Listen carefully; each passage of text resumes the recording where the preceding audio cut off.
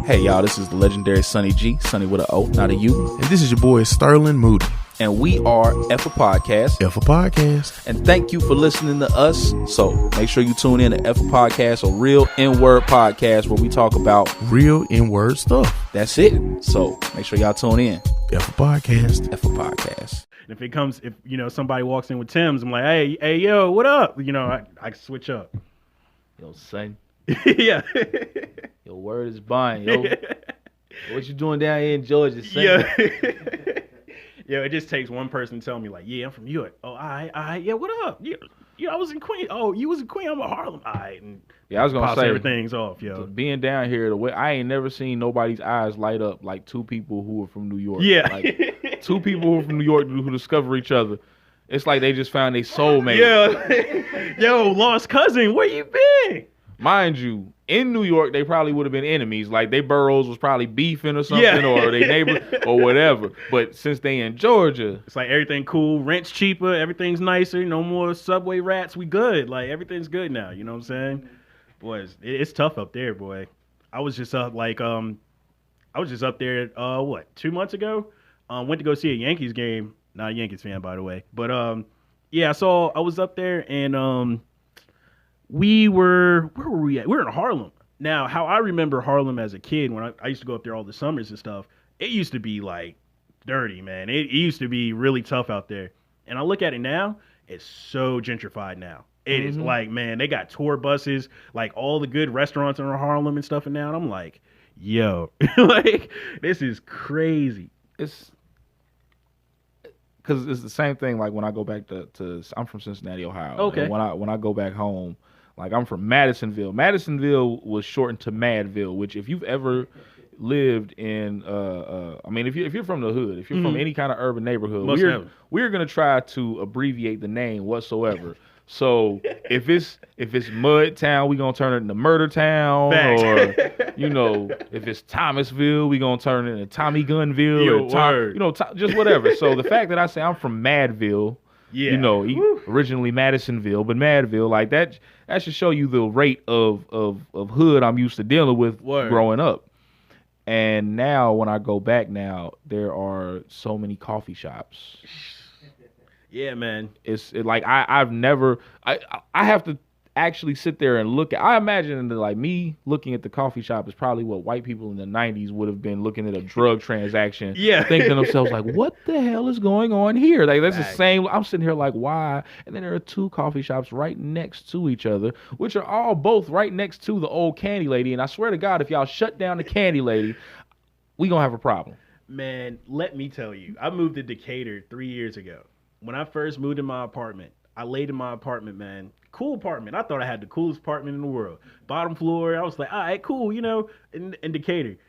Man, every night I was laying in my bed. I would hear gunshots. Boom, boom, boom, boom, boom. And I'm laying in my bed. I'm like, Lord, please don't let me be that guy to get shot. Please, Lord. Every day, every night, man. And what they're doing in Decatur now is they're gentrifying Decatur now. Yeah. And so now it's like where I'm at, my rent was like from like $700, they jumped up to like $950. And like you see a whole transition now. Mm-hmm. It's like we actually have white folks that live in the hood in Decatur, you know what I'm saying? I'm like, wow. It's crazy how they just bump the rent and like all your problems go away. You know what I'm saying? And it's like, yeah, that's the world we live in. Like if they have problems, it's like, oh, okay, well, let's just bump it up $200 and see who all get up out of here. You know what I'm saying? But again, that might not change. I mean, stuff can still happen, but it's crazy how they're gentrifying and pushing people out of cities and stuff like that, especially here in Atlanta. I think that's what's happening now too. Absolutely. And if you observe, it's crazy to think like, where are they going to push these people to?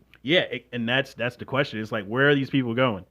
So right now you're gentrifying the suburbs, which the suburbs were where you were pushing everybody to 10, 15, 20 years ago. So now you're pushing them even further back. Yeah. You ain't got no public transportation for these folks. You ain't got no jobs for these folks. You ain't got nothing for these folks, but you trying to push them to the...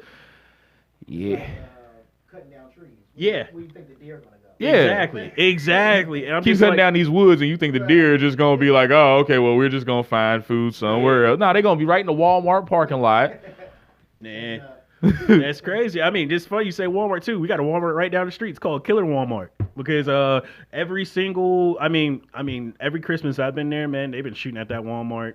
People be shooting all the time. It's just like, I don't know, especially with all these gun problems that's happening now. It's like I wish there was an answer for that. I just like other countries, like I said, I used to stay in like Germany and Italy and stuff like that. It's just like, man, you might as well just take the guns, man. Like, but you can't take. America is so crazy because you can't take the guns. Because if you take the guns, you're gonna piss off so many people that have guns, and they're gonna be walking down the street with guns like, no, this is all right, this is all right, boom, boom, boom, boom. But if you tell them like, okay, because I heard that what they're trying to do now, this is word of mouth. They're trying to like elect people to know, like, let's just say you're and me and neighbors, and you see me walking outside with an AK every single day. You're like, man, hey cops, hey, I see this guy walking outside. I think he might shoot somebody one day. They elect somebody to come to that house, take all the guns from that person, and he has to go through an evaluation before he gets his guns back. Now, doesn't that sound like somebody is really like anybody? We already got people calling cops on white folks, calling the cops on black people for barbecues. Yeah. Like, yo, you got them for like music stupid is too stuff. loud. Too All music. that. The moment they see just anybody, just walk outside with a gun in their pocket.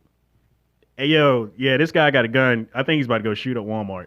Man, cops gonna come up, pull up, take all his guns, and you just gonna piss off one person that when he get his gun back is probably gonna shoot up everybody once he gets all his guns back. You know what I'm saying? It's like there's no real answer to it. There isn't. There's not. Really, and I mean, a lot of people will say government, and trust me, I'm one person. I went to school for 1 year for government, and I got out of it because politics is a really dirty game. But I really don't see how government can even try to fix this problem, to tell you the truth. I think we should go the complete opposite way. Instead of taking everybody's guns away, I think we should force people to have guns. Yeah. I think, like, a matter of fact, there should be a mandatory age where you should have already shot someone. I feel like that. No, honestly, I feel like that will, like, people will, because you don't want, first off, you have to have shot someone by this age, which means at bare minimum, you have to have gone through your life at least shooting one person. Yeah. I think that would cause everybody else to think more about being that one person. Like, do you really want to have been that one shot that Billy had to take because it was his 21st birthday? Exactly. Like, you know. Exactly. I mean, I think just like you say, like I was in ROTC in high school, and like I learned about guns, and I was like, yeah, I mean, we were shooting them, and I was just like, yeah, the excitement's not all there, you know, like, because like the way people describe guns is just like, yeah, look at this, you know, I shoot somebody, you know, it makes you feel like you have power, but it's just like, for me, I mean, I'm a Grand Theft Auto player, man. I just play Grand Theft Auto to shoot folks. I'd rather do that to you than really shoot you in real life. You know what I'm saying? Because if you shoot one person, the police don't get you, boy, it's gonna be like 3,000 family members. That's like, what's his name again? Kelvin. I'm about to pull up. Like, you know what I'm saying? It's you know, black people, we always know. Like, as soon as we hear your name, it don't matter. You're like Kelvin. Kelvin from 20th Street? Oh, yeah. That's Kelvin, whose grandma used to take him to the park every Saturday? Yeah. Yo, you'll be Lil Kelv? Yeah.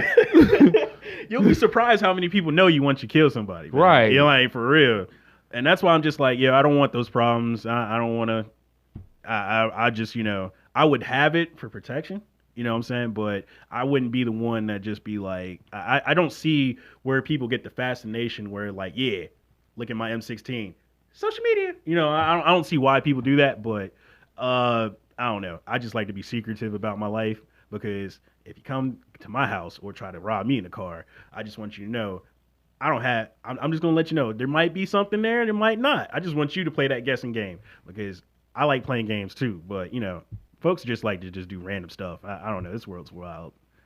Wild world out here, man.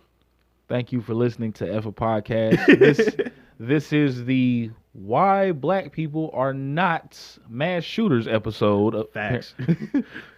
No, but like a lot of the stuff we've touched on is actually in vein with that. It's like, and the crazy. So as a black person in America, we have a lot of pent up rage and stuff that we have to deal with. Every day we have to set aside a different issue that enrages us. You know what I'm saying? Rather it's on the political spectrum, the personal spectrum, or anything. We are constantly having to push stuff that affects us to the side, even if we want to be completely. That's why there's always what's called a nigga moment. What Boondocks call it, the nigga moment. That's why. That's like, my favorite show, man. But that's why there are nigga moments. Is because you've got to put you got to push all this job stuff to the side, otherwise you're gonna get fired. You got to push all this personal stuff to the side, otherwise you're gonna lose your family. But did this nigga just step on my shoes? Word.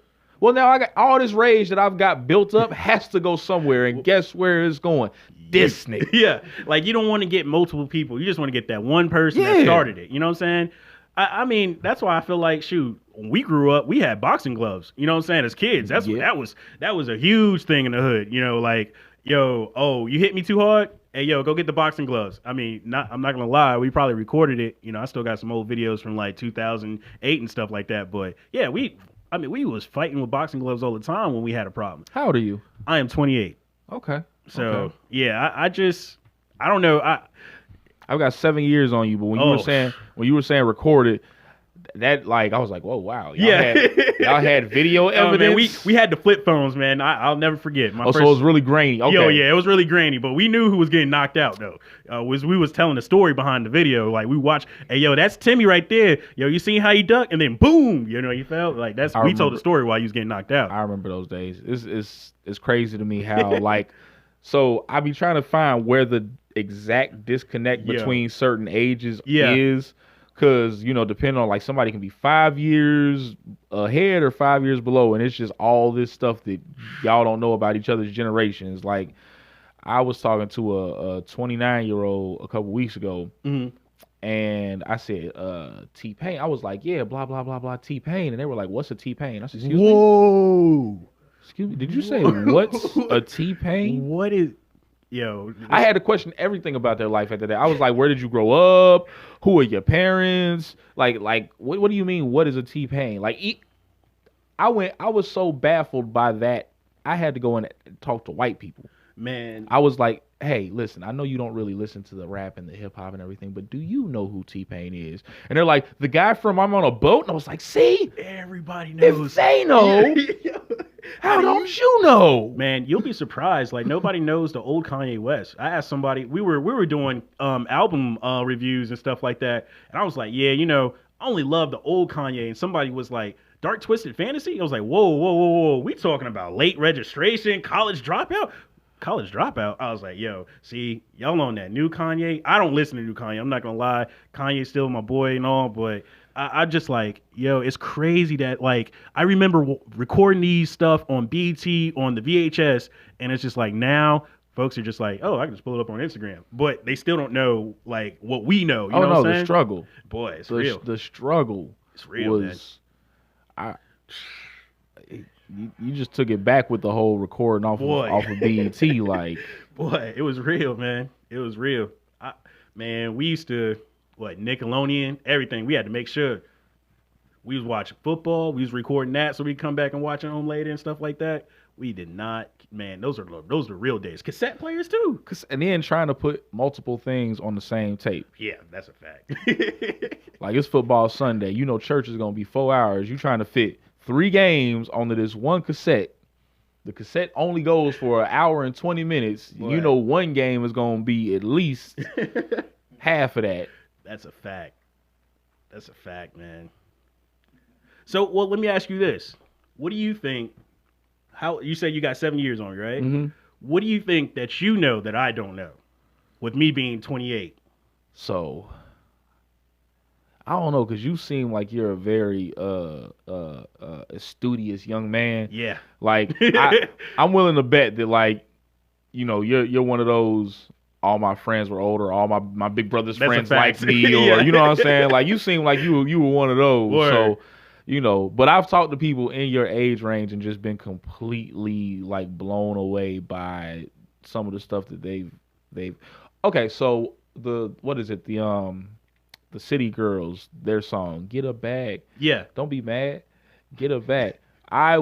So I was talking to somebody. I think they were like 26. Mm-hmm. And I was singing where I know the original song to be from, which is 3 6 Mafia. Most definitely. And they're like, oh, did somebody come out with a remix of City Girls? Oh, wow. Excuse me? What did you just say to me? It's like one of those times where you just got to drop the mic and just walk off. Like, yeah, what? It's 3-6 Mafia, boy. Man, But- what? So I don't automatically assume anything based on age, but at the same time, due to some experience. Matter of fact, I deal with people like you a lot so much that I forget that there's other people in your age range that exist. Yeah, I exactly. be expecting all of y'all to know all the stuff that I know because I talk to people like you who just have like I said a more in-depth knowledge of stuff that happens beyond their wise beyond your years, I guess you would Exactly. say. And then you speak to somebody and they're like, what was Crystal Pepsi? Huh? Yeah. You don't remember Crystal Pepsi? Yo, it's crazy because I feel like I'm old because it's like I know, but man, my dad put me on so much. I used to hang out with older folks, man. They used to tell me so much, man. That's why, like now, I just be like wary of things, and I'm so glad I did. But like it's crazy. Like new music now, I don't know too much. Like for real, I still listen to like old music, man. I be listening to Erykah Badu and stuff like that. I like a City Girl song, like the one you just mentioned. That's probably one I know, but anything else, I do not know. I don't listen to this new age of music. So it's crazy. I try not to be like that. I try, but I think natural age is just setting in. It's like I try to be like, oh, I can give all of them a chance, and then I start listening, and it's like, let me just go back and listen to the stuff I was already listening to 20 years ago. Yeah. But 2019 to me has kind of is one of my most favorite years in recent memory of music. There's been a lot of good music to come out this year. Most definitely. The other day, Earth Gang. Man, dope. I didn't have too much knowledge on Earth Gang till about a year ago or what have not, and so they're kind of. I hate to make this comparison because I want them to stand on their own, but they're really reminiscent of Outkast. Oh, that is a fact. I really feel like if you celebrated Outkast when they first debuted because of their energy, you would really celebrate Earth Gang because of their same energy. Like Exactly. they don't sound alike, they don't have the same everything going for them, but they have that vibe that's just like it's unique to them. Yeah, these two young brothers from Atlanta, are really bringing their flavor. That's what they need to do, man. And that's what I look for. I mean, I'm a lyrical guy. Like, what you speak on the microphone, whatever, has to make sense to me, or it has to bring a message. But then sometimes you gotta listen to that ratchet Gucci man.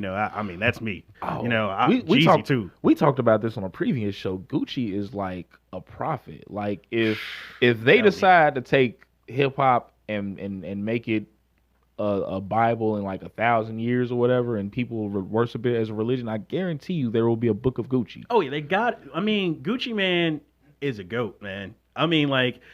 Everybody says T.I. brung trap music and stuff, but like I think Gucci man was the one. Like he's one of the founders that actually pushed the narrative. Like the trap music. This is to especially to me, with me being a guy that listens to like. Davies, listens to Nas, Biggie, and, stays in that kind of realm. And then hearing Gucci Man, you're just like, oh yeah, man, let me turn Gucci Man on real quick. You know what I'm saying? Like Gucci Man is like, he got me into listening to trap music. That went from Gucci Man to Young Jeezy. Then I started listening to Slim Duncan, rest in peace to him. But I start listening to trap music starting off with Gucci. Oh yeah. What got me about Gucci is if you listen to him long enough, none of his music actually glorifies the trapping lifestyle. Exactly. It's just more along the lines of, hey, this is everything that I did, but if you pay attention to everybody around me, this person is my manager, this person is my driver, this person is the president of my company. You know what I'm saying? It's like I'm doing all this dirt so they don't have to, or stuff like that. So I've had to go back and listen to a couple of Gucci tracks and stuff where I used to think to myself like, oh, this is just the most ignorant garbage. I've now gone, well, this is a classical masterpiece by our poet laureate Gucci Mane. Yeah, I sound like an NPR tiny desk when I talk about Gucci Mane now. Thank you for listening to NPR, and this is Gucci Mane. Man, I'm telling you, like a lot of people are sleeping. Like I mean, just like you said, I just thought it was just pure ignorance, man. Even with me being like 15, I'm just like, yo, what is he talking about? But then it's like, I went back and actually listened to it, and it's just like, he's telling you how things went, and it's kind of telling you, yeah, watch out for these things and don't do these things, you know? But most people, I mean, they listening to the beat and don't really get it. Like, oh, well, all I have to do is say, bow, bow, bow, and I'm good. You know what I'm saying? But Yeah. Yeah, I feel the same way about the Migos. Like I gave the Migos a real hard time for like a long time. But if you go back and listen to some of the stuff, not just the radio stuff, but if you listen to the Migos catalog, it's a lot like Gucci. It's a lot of, hey, I'm really ignorant, so you don't have to be. Exactly. You know, type deal. And you know, like I used to be like, they don't say anything, and now I go back and I'll be like, man, Quavo was spitting. I mean, the whole thing was about diamonds, but he was spitting. yeah. And then you go back, you listen, wait a minute, that wasn't all about diamonds. He was comparing life to a diamond. Exactly. So I've learned to try and be less hard on rappers. I try, but I still have that old age mentality that just automatically, what is this? Yeah. They're talking about nonsense. Yeah. I mean, I still have that old head, like the old head mindset. That's what they call it. It's just that with me, I'm willing to listen to anything. Like I have no beef with anything, but it's just like when you hear from what I'm hearing now, it's just like if I hear Little in the name, I'm like, yeah, this song might be whack. Like I'm not gonna lie to you. It's like Little Uzi Vert. Don't get me wrong. I listen to Little Uzi Vert. He's straight. He's pretty good. But it's just like, okay, now I got this dude called Kid Buu. It was like, yo, Kid Buu. Everybody that's a Dragon Ball Z fan knows they did not like Boo. like he was nobody. Why would you name yourself that? Like what? I'm just like, whoa. And then when they call himself Kid Boo, and then he has the Majin Buu tattoos and stuff, I'm like, yo. I was like, this is probably the only person that watched it and was like, oh, Boo's pretty cool. And he's like, what? like what? Who's this guy? You know what I'm saying? And then you got these guys. It's just all these random names, but everybody's little something now. And I'm just like, see now you're kind of losing me now, because now I don't know. Now I feel like you're copying the swag, which was started in 2000, and then your music's not really telling me anything. But I have to listen to it first. But. It's funny that you say that, because so from my era, the let's see, I started listening to rap. I give it about 94. Mm-hmm. So about then, that was when all the Texas. Oh yeah. What was it? It was Texas, Memphis, New Orleans. All their rappers was Lil something. Exactly. All of them, but Little act didn't mean like Lil. You would sit there and think to yourself like Lil somebody. Oh, Lil somebody must be like 4'9" and blah blah blah. Lil somebody was 7 foot tall, 300 pounds, 48 years old. This is first time on a record, but so now me at this age, I hear Lil. And I'm thinking to myself, like you said, like, oh, they swagger jacking from our generation, you know what I'm saying? When everybody was little, but they was big, and y'all actually little and y'all little.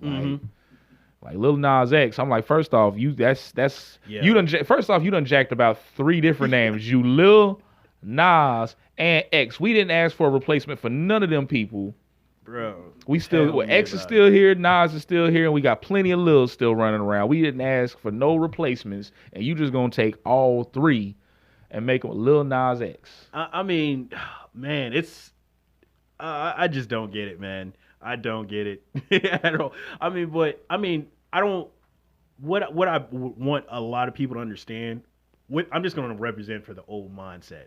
What we're saying is, we're not saying that we're hating on you because you're getting money. Get your money. At the end of the day, get your money. Absolutely. But it's just like for me, like when I go on podcasts or do my podcast, I want to leave a legacy for people to remember me by. And so with you being on there being like, yeah, money, bang, bang, bang. It's just like, bro, you want to be remembered that for the rest of your life? It's just like, come on. A lot of cats would rather be famous. They would rather be recognized than famous. That's true. That's so true. That's the crazy part. Well, cats would rather be recognized than be famous. Fame is one of those things you can't really do anything with. Like, you can stop being recognized, but no matter where you go, somebody who was a fan, somebody who remember. That's why there's all these reunion tours. The reunion tours don't start because like with NSYNC and stuff. The reunion tours don't start because people tell Justin Timberlake, hey, you should get NSYNC back together. That's because the reunion tours happen because somebody sees Joey Fatone in a Kroger somewhere Yeah. buying cereal, and they go, "Hey, have you thought about getting in sync together?" And he's like, "Yeah, I probably should." That's just taking back to the point where you're talking about the shooting. You know what I'm saying? Like I think a lot of these folks are in schools. These kids and stuff, and they feel like they're just well below, a lot of other people. And you're like, how can I make myself recognized in this world or something like that? Let me go shoot somebody. You know what I'm saying? And I just a lot of these cases, man, I just look at them and I'm just like, yeah, this guy just did this because he wanted to be recognized. And that's where I think America is failing at, is that we're giving them the recognition that they want. When they get to jail, they're like, yeah, everybody know who I am. So they're not, or they feel like nobody's going to touch them. Or, America, well, what they do in the judicial system is that they bring them in, they are so famous and so recognized for what they did that they put them in solitary confinement from everybody else. And so like they're just chilling, eating steaks and stuff like that until it's time to go to court, and then tell them they got 55 years or whatever. And then again, they're by themselves or not in general population and stuff like that. It's just like, yo, that is stupid to me. They just reported the other day that they put R. Kelly in general population. And to me, that is so disrespectful. But I can't say anything about it because, people are like, it was more disrespectful what he did to his victims. And I don't disagree with that. I don't. Man. But at the same time, there's no other celebrity of any other racial background that I can point to that I can say that they've been this reckless with, as far as they report everything R. Kelly does. They're like, R. Kelly has been taken out of solitary confinement and put in the general population. Like it's almost like a supermarket announcement. Yeah, like They're probably getting over the jail PA. Ladies and gentlemen, he was in solitary confinement, but now he's here for your pleasure. Give it up for R. Kelly. Like it's like, whoa, yeah, exactly. Exactly. It's crazy how the tides turn when it comes to certain situations. You see what I'm saying? And then like R. Kelly, man. Oh man, there is so many things wrong with everybody played a part in that situation. That's all I'm gonna say. When it comes down to that, parents, children, everybody plays a part, and they're really trying to put the blame on one person. Yeah, it's just like, nah, bro. I watched one episode of Surviving R. Kelly, and I was just like, this is the most sickening thing I've ever seen in my life. Because everybody's just pointing the finger. Yeah, everybody's like, it wasn't me. It was. The money, it was him. It was the group of people. I'm telling you. I'm like, bro, y'all are. I'm just like, yeah, this world's crazy. And then now, they were trying to do a Michael Jackson one. Like, I don't know if you ever seen it. I was like, yo, this is. Dave Chappelle actually brought that up too. I was like, yo, this is crazy. Is super crazy to me, because it's like, we know these things are going on. It's not till they become a problem that they become a problem. You know what I'm saying? It's like, and not we, like the general public. I mean, like, there are people in Hollywood, there are people in the music industry, there are politicians and everything who know this is going on. And they might not agree with it, but they're just like, it's not my problem. Until somebody comes forth on the news and they're like, this happened, and they're like, oh, well, I did have some knowledge of that. Yeah, I can make about, let's say, what, $8,000 if I give you this information.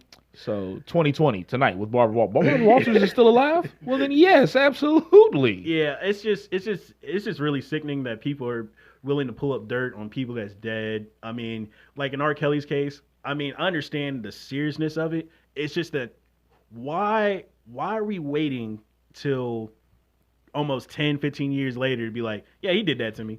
Like, if people are knowing, why not say anything? You see what I'm saying? What's really getting me, I agree with you on that. What's really enraging me is that it is stuff that is so long ago, and that just leads me to believe it's like, what about the recent stuff? So that means we're getting him for stuff that he did 20 and 15 and 10 years ago, and then we still have to wait another 10, 15, and 20 to get the stuff that he did yesterday? Because I'm pretty sure he did something yesterday that constitutes that he should not have done that, but we got to wait another 15 years before he gets anything on that. Like, man, that's the only part about R. Kelly's whole situation that I feel bad about, is I just feel like we should be able to just get everything and give him his spades hand of judicial punishment all at once. Exactly. And just like you said, it's just like, he's getting this now. It's just like, let's say R. Kelly does live another 25, 30 years, and he's sitting in jail, and he's like, oh, we found some new evidence on R. Kelly.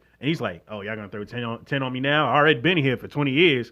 You know, it's like, Right. it's like, bro, what? I mean, Y'all just discovered that? it's like, bro, I could have told you that if you Right. really wanted to. Like, You should just ask. I would have told you. yeah, it's just, I mean, it's just crazy that, and even, I mean, I'm just gonna put this in a football player and basketball players' case. It's just like, with doing stuff like that, let's just say these football players are accused. Sometimes it's true and sometimes it's not. They're accused of hitting a woman or raping a woman or something like that. And then it's like 10 years later, this guy's in the NFL. You know, he just got announced he's guaranteed $55 million. Sally goes in front of CNN. Yeah, he hit me. All right, whole case. And it's just like, whoa, like, this guy was in college, 4 or 5 years ago, and then he's playing football now, and because he got a big announcement, he got a big check, it's like, oh yeah, he hit me. And the only way I'll be quiet about it is if you give me $5 million. It's just like, whoa. I'm not going to lie to you. I do not blame the women in that situation because I think about it in reverse, right? Mm-hmm. Like, just say when I went to college, one of my professors, molested me or something. You know what I'm saying? They touched me without my consent, whatever. Normal me might be like, okay, well, you know what? I might go through the mental trauma every day of just being like, you know what? That happened, blah, blah, blah, this, that, and the third. She doesn't know what she does. God forgives her. This, that. True. All the stuff we tell ourselves, you know what I'm saying, to get through stuff like that. I might just go ahead and do that. And then the moment you're like, and Miss Trisha Patterson is winning a Nobel Peace Prize. What? This bitch is winning a Nobel Peace Prize? The one who touched me in the broom closet at university is getting the Nobel Prize. You know what? Guess who's about to start a court case today? No, true. I totally. If it's true, I understand. I understand completely. It's just the ones. What I don't understand is with the judicial system is that the ones that are faking, the one that are faking are doing it, and then they're like, oh yeah, you find out like you're going. Let's say the guy's like, you know what? I'll just give her $2 million, just leave me alone, you know, whoop, and it's done. But they go through those DNA tests and they found out that it's fake. And it's just like, so that's false. That's false information that you gathered. You just blackballed this guy to give us $2 million. I think that person should be charged with something. That's what I feel like. Even though that it's been settled out of court, I think again, if you're sitting here, if the police is sitting here pulling over black people for simple things and then shooting them, you should be arresting these women that's doing that. Same, I mean, even in reverse. Like, I think it just has to be fair all around. Like, yeah, he can countersue, but again, I think it's the police should be like, yeah, we got to stop all these fake accusations because we're gonna have a lot of Jussie Smollett's out here. Just tell Juicy Smollett. Yeah, but it's just like. It's just like, bro, you got it. We can't have this always happening, and it's like there has to be some sort of way to stop it. That's all I feel. And like, if I go to a police station and put in a report and it's false, I should get in trouble for that. That's how I just feel about it. Because first of all, you're wasting police resources. Not saying I'm on the police side, guys. Don't think that, but. You're wasting police resources, wasting time, and you're sitting here aggravating somebody that did nothing. Right. And so that person, since they took the time out to put that false information out there, which if they're a celebrity or even a regular person, that person should get in trouble.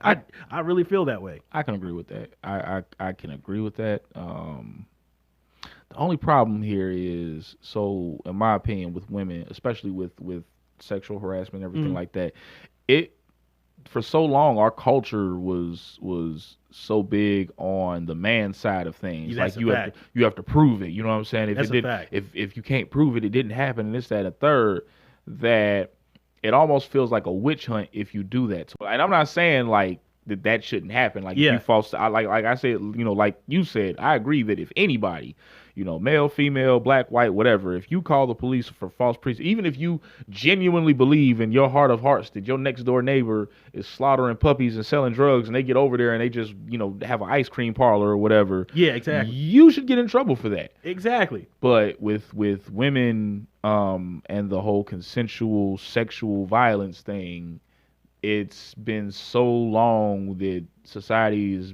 told them we don't believe you unless you prove it, that once you start, applying those rules to them, it starts feeling like a witch hunt. It starts. Yeah, true that. Yeah, so that's that's understandable. It's a hard. I mean, it's one of those things. It's not going to be easy. It's not going to be a simple solution to it. It's just that, I mean, it's never.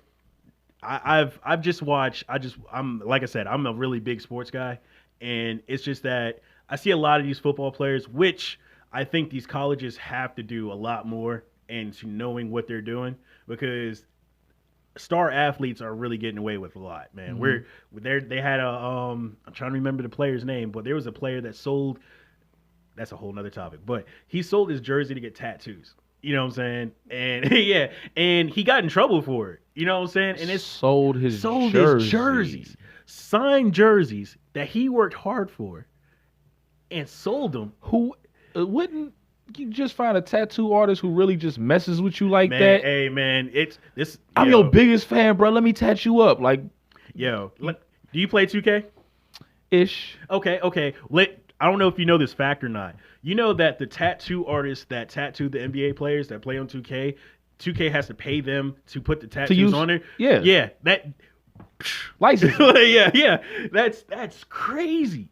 So you're telling me if I put a shoestring on a player that just wears that shoestring, they got to pay me? Yeah. The detail in 2K. Now that's one thing I do know about 2K. The detailing in 2K, every company that, like, when you customize your player or whatever, like, all the jerseys are Nike jerseys. You know what I'm saying? Exactly. So Nike's getting money off of 2K regardless. Exactly. Every time you put a new jersey on somebody, Nike's getting paid for that.